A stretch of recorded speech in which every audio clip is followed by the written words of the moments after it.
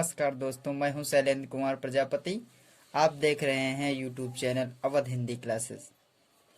तो आज हम आदिकाल के बारे में जानकारी बताएंगे। आदिकाल आदिकाल की समय सीमा 743 से 1343 ईस्वी तक। तो आइए दोस्तों, आज हम आपको आदिकाल की सर्वप्रथम विशेषताएं बताएंगे। आश्रयदाता राजाओं की प्रशंसा, युद्धों का सजीव वर्णन, वीर रस के साथ श्रृंगार रस का वर्णन और डिंगल व पिंगल शैली का प्रयोग। तो डिंगल शैली जो थी वो कठिन काव्य की अभिव्यंजना के लिए प्रस्तुत की जाती थी और जो पिंगल शैली थी वो कोमल काव्य की अभिव्यंजना के लिए प्रस्तुत की जाती थी। तो आइए दोस्तों, अब देखिए आदिकाल के साहित्य का वर्गीकरण। तो वर्गीकरण जो है वो 5 भागों में बांटा गया है। पहला है सिद्ध साहित्य, फिर जैन साहित्य, नाथ साहित्य, रासो साहित्य और लौकिक साहित्य। तो सर्वप्रथम सिद्ध साहित्य देखिए। तो सिद्धों की कुल संख्या 84 थी और सिद्धों की, अब देखिए जैसे कि मान लीजिएगा सिद्धों के कवियों को हम कैसे पहचानेंगे। तो सिंपल सी बात है कि उसमें हम उनके कवियों के नाम के पीछे पा लगा हुआ था। तो ये जितने भी 84 थे सभी के नाम के पीछे पा लगा है, जैसे सरहपा, सबरपा, लुइपा, कड़हपा और कुकुरपा या डुम्पा, ऐसे कई 84 लोग कवि हुए हैं। और जो सराहपा थे उनकी रचना थी दोहा कोश, जो कि बहुत ही इम्पोर्टेंट है। और राहुल सांस्कृत्यायन, हिंदी के प्रथम कवि सराहपा को राहुल सांस्कृत्यायन ने माना है। नंबर 2 आता है स्टेप जैन साहित्य। तो जैन साहित्य में कवि एवं रचनाएं, देवसेन जो कवि हैं, श्रवाकाचार्य रचना है। मुनिजन विजय, मत्स्यर बाहुबली रास ये रचना है। जिनधर्म सूरी ये कवि हैं। स्तूर भद्ररास ये रचना है। विजय सैन सूरी, रेवंत गिरिरास ये रचना है। अब स्टेप नंबर आता है 3 नाथ साहित्य।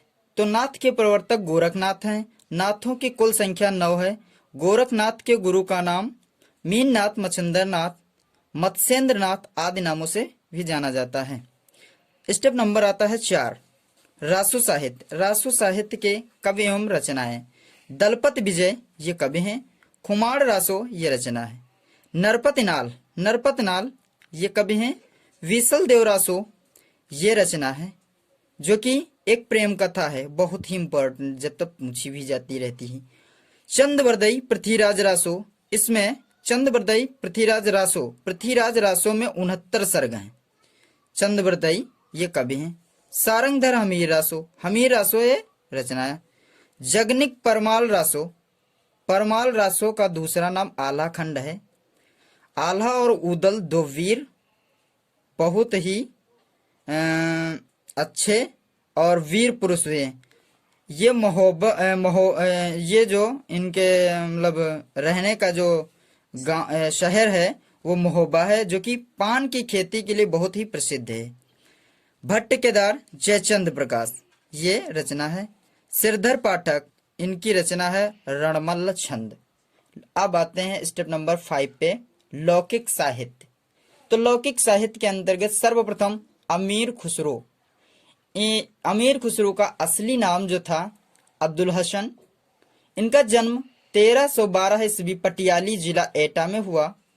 इनके गुरु का नाम निजामुद्दीन औलिया था और इनकी कुछ रचनाएं हैं पहेलियां, मुकरियां, खालिक बारी, गजल। और अमीर खुसरो इनकी जो भाषा थी वो खड़ी बोली थी।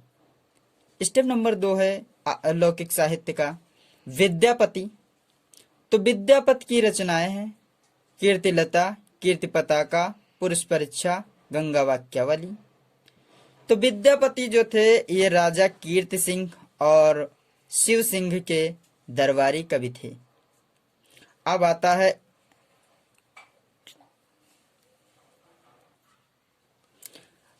ट्रिक। तो आज हम सबसे अच्छी एक ट्रिक बताने जा रहे हैं आपको आदिकाल की, जो आप कभी भी कवियों के नाम भूलेंगे ही नहीं। अमीर चंद विद्या नाले में जागिरी। तो अमीर का मतलब होता है अमीर खुसरो। चंद चंदबरदई। विद्या विद्यापति। नाले में नरपति नाल जागिरी। जगनेक।